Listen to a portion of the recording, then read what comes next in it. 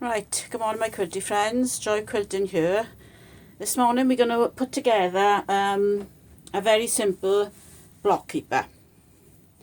Here's one I made a number of years ago, and it's for keeping your blocks in when you're working on them. So here's a block that I've finished, and you can keep your blocks or your works in progress in there. It's got wadding on the inside, so it cotton fabric sticks to it quite well. So for today's purposes, I'm using a flying geese block that we've been making in class, and there is a video on making the flying geese block if you want to look at it. And I've added another piece of fabric to it, but you could just use any orphan block you've got, or just a single piece of fabric. The size that you want the fabric to be is approximately 14 inches by 28. That's 36 centimeters by 72, and that's an approximate because the blocks I tend to make are 12-inch squares, so they're 12 and a half, so 14 they fit in quite nicely. The first thing you need to do once you've got your piece cut out is to make the little bag handles, and I've done a little video on those. That's a 3-inch by 10-inch piece of fabric you'd cut to, and that's approximately 25 centimeters by 8 centimeters. You basically very quickly widen it in half, open it up, iron into the center, fold over and stitch down. But I have done a video on that if you want to see that done more slowly. Right. You need to cut a piece of wadding that's bigger than the piece of fabric. Don't cut it to size, it just makes it a little bit more difficult. It's easier if you just chop a bigger piece out. Then I'm going to measure for my my handles, and I'm going to measure 5 inches in from the edge there, and I'm going to place a mark there at the 5-inch, and I'm going to measure 5 inch in from the opposite side and put a little mark there. Okay.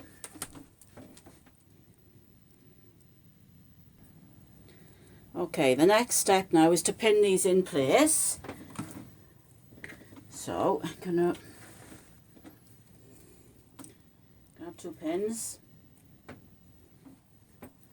and this needs to go in between. You've lay the top down right size facing the wadding. You've only got 2 layers here, and you're going to lay this inside, and you don't want to twist in it. Just make sure that it's, laying, I mean it won't be completely flat, but laying like that. You see that? Alright. Okay. And then you just pin it at each halfway along each 5.5 inch mark, and you're pinning it onto the wadding.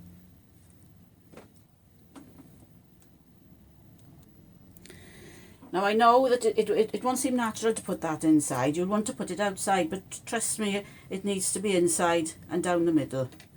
Okay? If you do it wrong, don't worry, we've all done it once. Okay, you want to put a second set of a handle on the opposite edge, obviously.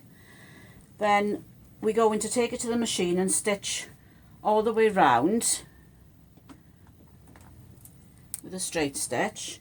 And what I usually do is I put a little line about 5 or 6 inches away from where I intend starting, and I also put a pin in there.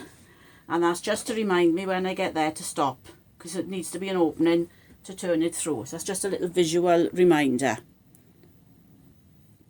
I'm just going to put a few pins in to hold it in place. You could tack it if you wanted, but a few pins are quite sufficient. Okay, I'm at my machine now, and I'm about 5 or 6 inches away from where I put that finish pin. So I'm going to start now. I'm using a walking foot. You don't have to, but it does, it is always helpful. It doesn't have to be 1/4 inch, it can be more than 1/4 inch, it really doesn't matter as long as you're consistent. As you come to a corner, if you've got needle down, leave needle down on in your machine, or fetch your needle down when you come to the corner. Lift your presser foot with the needle in your work and simply turn your work and start along the next line. I'm approaching a pin now with the handle in, so I'm just going to pull the pin out as I come to it, slowly go over that. And do that each time I come to one of the handle pieces.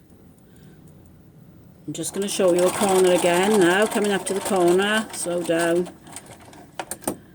Lift your presser foot, leave a needle in your work, turn your work around and continue sewing.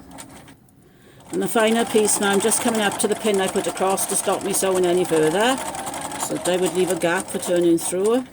I'm going to put a few stitches in the spot there, and that's where I'm going to finish it.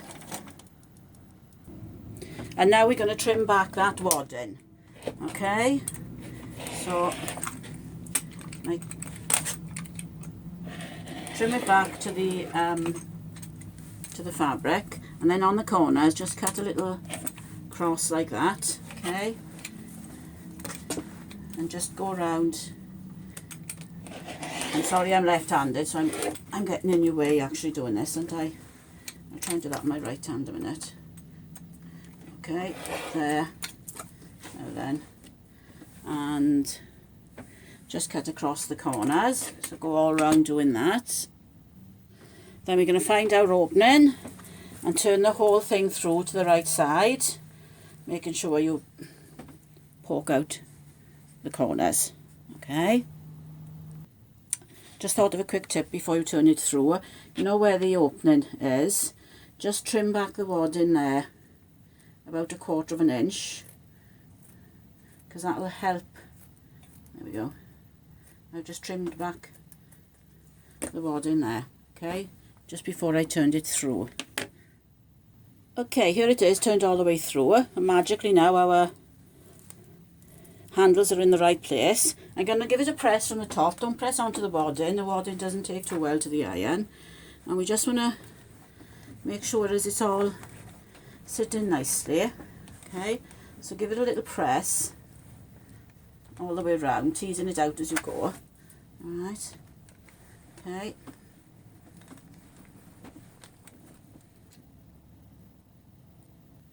Okay, when you get to the opening bit, then you can just fold that in on itself, and you haven't got the added bulk of the extra bit of wadding, and it's not going to matter. There we go. We're going to take this to the machine now and do a 3-step zigzag all the way round. Okay, with this 3-step zigzag, which I've done a video on, so if you're not sure of it, put a needle down, you can check out my video.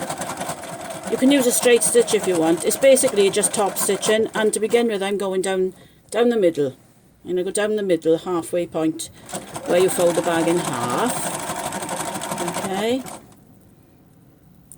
Right, so here I am now, and I'm just making sure that the wadding is like folded, you know, just under to the back as I'm doing this, okay. It's quite a long stitch. As I say, you could use a straight stitch. It's top stitching basically. It's just giving it a nice finish. If you were using a straight stitch, make it a bit longer than you would for piecing. Same thing when you come to the corners now. Stop with it in your needle in your work. Lift your presser foot, turn your work, and carry on. Okay, I'm just going past the handles now.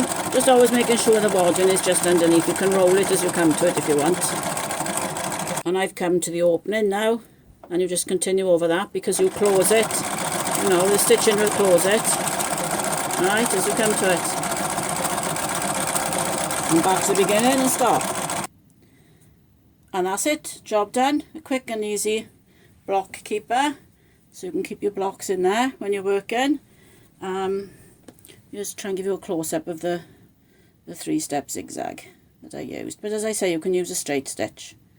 So now I'll put my block in it, and I hope that helps. As I say, there are other videos for the different techniques. There you go, and my job It's done. Bye.